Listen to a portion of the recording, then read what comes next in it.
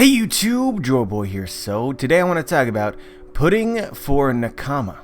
And so guys, a new Nakama is a big deal. I don't want you to think anything other than a new member of the Straw Hat crew being one of the most important aspects of the story.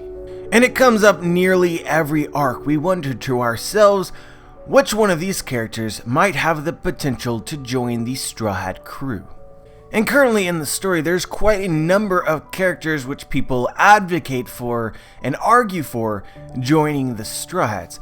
And so guys, Pudding's name as for a possible future Nakama has come up a bunch recently, specifically after it appears as though she's had a change of heart in regards to wanting to kill Sanji, and for many people this leads to future events to come. And so guys, I want to discuss this, and I'm going to attempt to discuss it unbiasedly. But of course, this is only my opinion. I will give you, I think, all the relevant information that you would need to formulate your own opinions. But at the end of the day, if I say something that you disagree with, know that, it's not law. But anyway guys, let's start here. And way back, near the very beginning of the story, Luffy claimed that he would like to have at least 10 crew members. It's worth noting in this case that Luffy specifically said 10 people, so this would not include the Straw Hats ship. And so right now, Luffy and crew as a total have 10 members. But the debate around this is whether or not Luffy meant 10 crew members aside from himself, so 11 total Straw Hats, at least 11 total Straw Hats, or if he was including himself in the total. I don't think that it makes sense to say that you want 10 crew members and then consider yourself as a part of that. 10 Nakama means 10 friends. Some translate it as 10 comrades. And again, in the translations that I have read, he said he would like to find 10 people. Again, he wouldn't find himself, so I think it's pretty safe to say that the least number of possible Straw Hats by the end of the story is 11, meaning that there is at least one more. And so guys, in this video, I'm going to ignore comparisons. I'm not going to compare Pudding's candidacy with another character's candidacy, and by that, rule out Pudding as a possible new member. We are going to look at Pudding in a vacuum, focused only on the things within the story that potentially set up her as a future Straw Hat by itself. And so guys, there's quite a bit of criteria people look into in determining whether or not somebody is possible or capable of becoming a new Nakama. And so the biggest thing that is worthy of talking about in regards to Pudding is the vast majority of the Straw Hat crew were specifically asked by Luffy to join the crew before they ended up doing that. Now, the timing of when Luffy actually asked them is not set in stone. Thereby, just because somebody hasn't been asked by Luffy yet doesn't mean that he will not ask them in the future. But when it comes to Pudding, Luffy already low-key told us a certain scenario which would almost guarantee Pudding joining the crew. Sanji left a note for the Straw Hats. There's this chick that he needs to see real quick. And Luffy takes this to mean that Sanji is going to get married.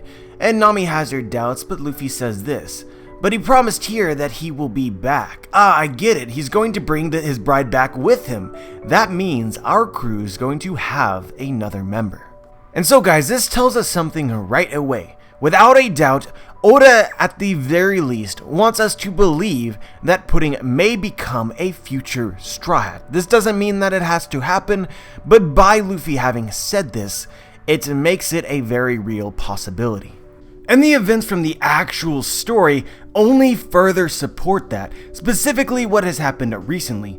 But since it's not a guarantee, since Pudding hasn't come full circle yet, it's worth just saying out here that I think that Pudding's personality is very similar to how we initially perceived her at the very beginning of the arc. I believe the evil aspects of Pudding's personality is an act which essentially she required in order to be a functioning member of the Big Mom Pirates, and because of how self-conscious she was about her third eye. Long story short is she becomes the monster that she expects other people to see her as when she reveals the third eye. But when she covers her eyes, I believe it allows her to act as she would want to. And so because Sanji destroyed her self-image about her third eye, essentially saying that it was beautiful, and holding no resentment or fear towards her or it emotionally affected her. It caught her off guard. I think it's very possible that for the first time in a very long time, Pudding feels accepted for who she truly is.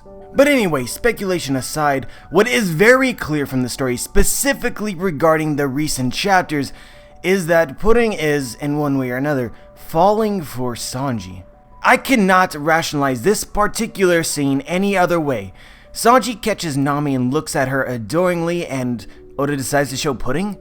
If this isn't jealousy, then I don't know what it is. And so guys, depending on how you see Whole Cake Island ending, there can be several ways to speculate this. But based on the developing relationship between Sanji and Pudding alone, it makes you wonder whether or not Pudding will join the Straw Hat crew and actually attempt to marry Sanji. But this leads into a very important point, which is another huge criteria which determines whether or not someone is capable of joining the Straw Hat crew or not, is whether or not they have previously established obligations and ties which they cannot break. You can see this very clearly in both of the Jinbei and Vivi situations. In Jinbei's case, he had to sever ties with Big Mom before he was allowed or capable of joining the Straw Hat crew, and in Vivi's case, Vivi had obligations to her country, Alabasta, which up until this point in the story, she could not break.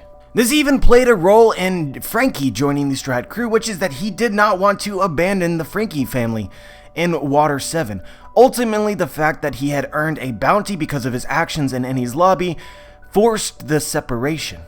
And also, Frankie, just like in Jinbei's situation, his own crew supported Frankie joining the Straw Hats.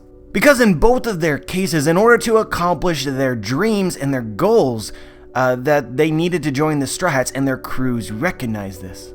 And so in Pudding's case, Pudding has ties and connections with the Big Mom Pirates.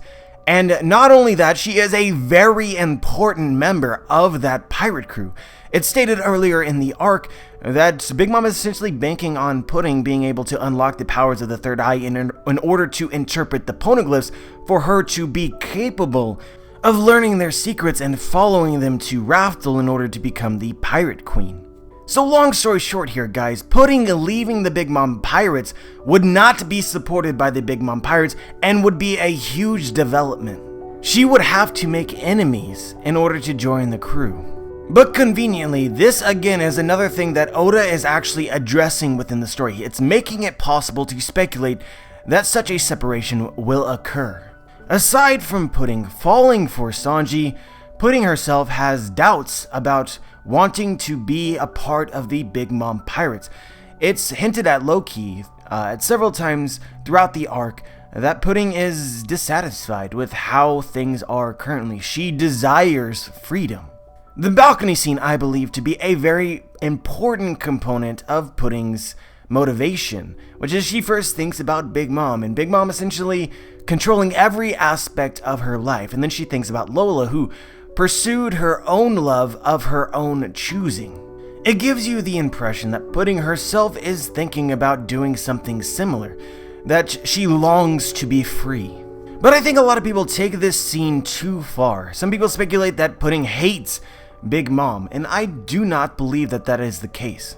And so I think the best comparison is to look at Lola. And so Lola essentially left the Big Mom Pirates, and she wanted the freedom of choice. But as we could see in the Thriller Bark arc, she didn't resent Big Mom. She doesn't hate Big Mom. She still loves her mother. The two things are taken separately. I don't hate you, Big Mom, but I don't want you controlling every aspect of my life. But I think the biggest difference between Lola and Pudding is their intelligence levels. Essentially, Lola didn't realize the effect leaving the Big Mom Pirates and searching for her own love would have on her mother, while Pudding seems all too aware of what would happen. The balcony scene addresses this as well, where Lola seems confident that Big Mom would not kill her, while Pudding seems very doubtful. And I think a big portion of this doubt centers around what she has observed after Lola left the crew, and Big Mom stating outright that she would like to kill her. And so guys, this creates a very interesting moral dilemma, knowing that you want to be free, but at the same time knowing that the cost of freedom is the cost of the love of your own mother.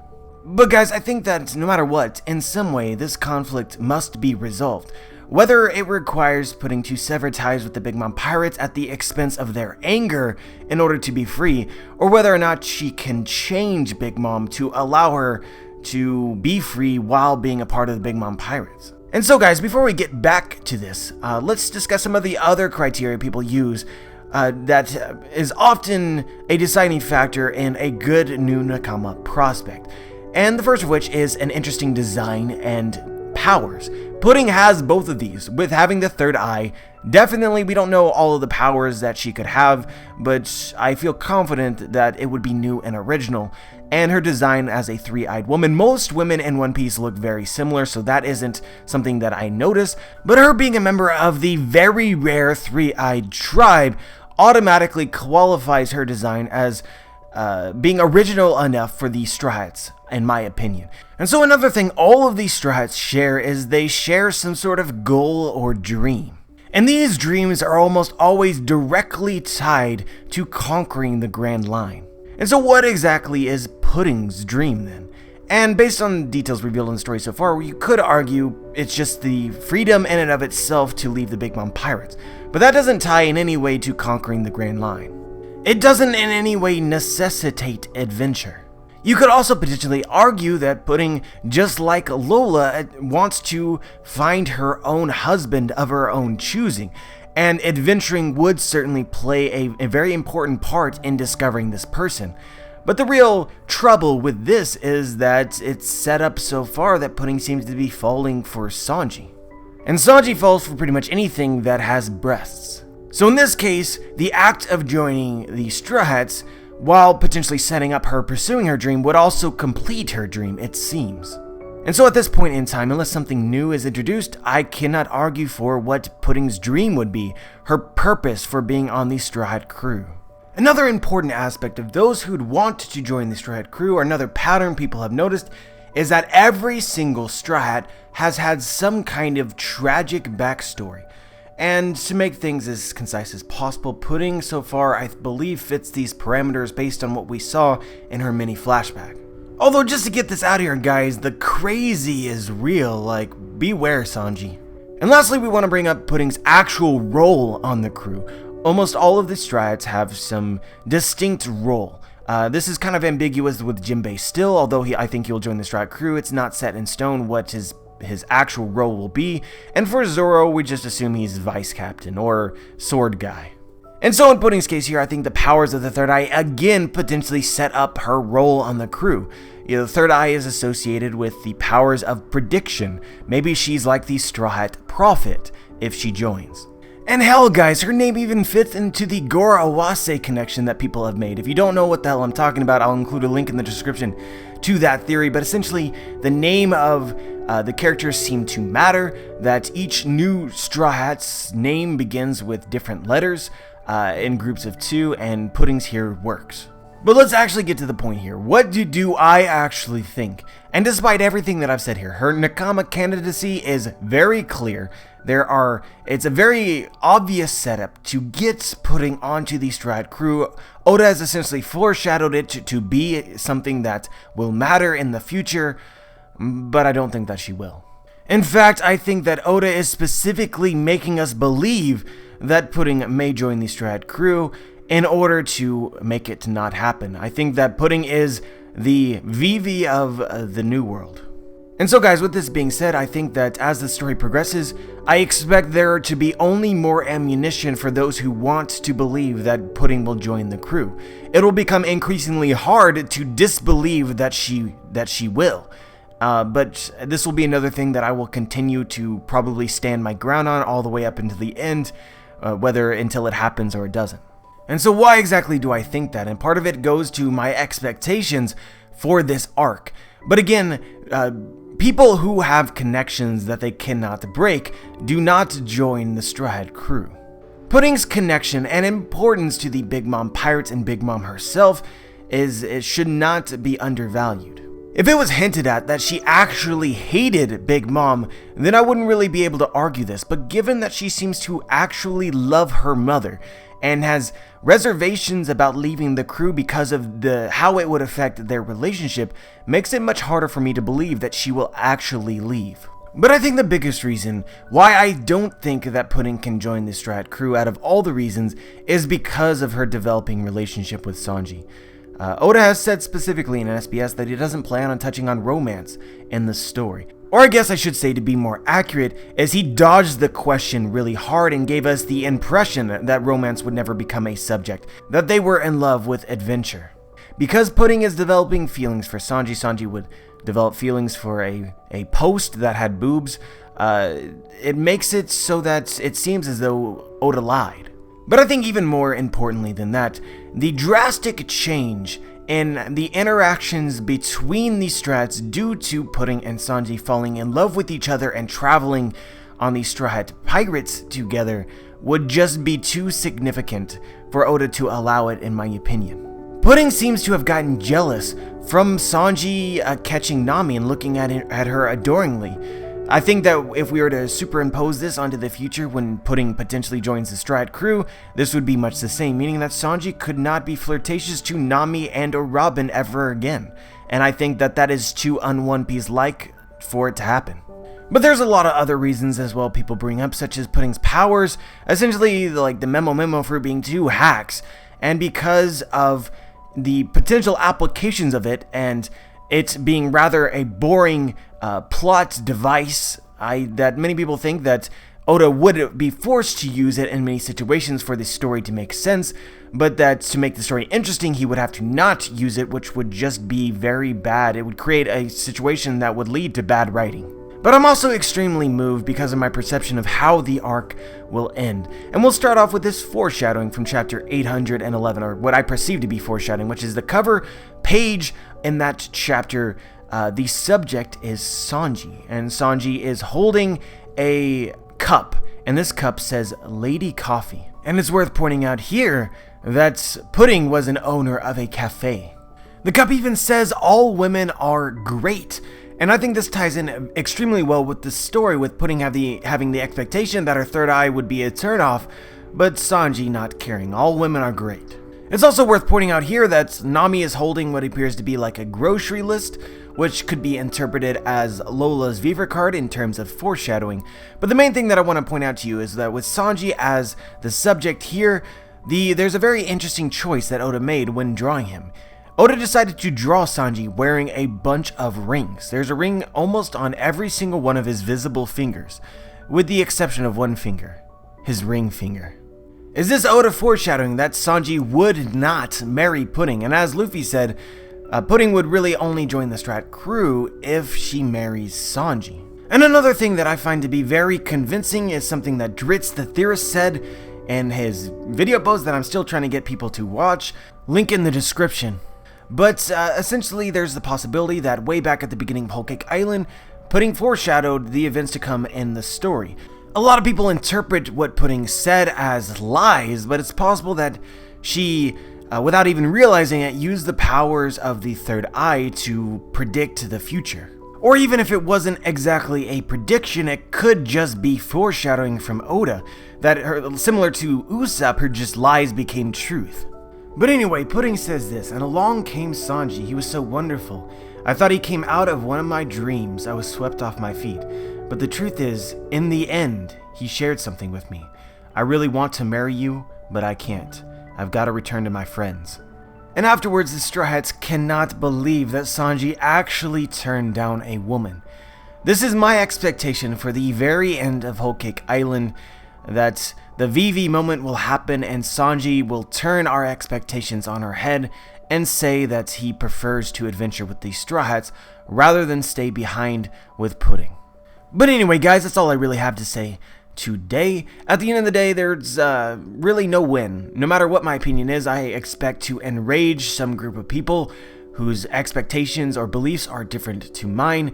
But I hope you guys can appreciate the discussion, and I think that this will only become more important of a discussion point as the arc continues forward. But anyway, let me know what you think. Let me know if you agree or you disagree and why. share your thoughts. Like the video if you like the video, dislike the video if you dislike the video. There will be a link to Discord in the description, as well as a link to my Patreon if you want to support my content. And as always, guys, have a wonderful day.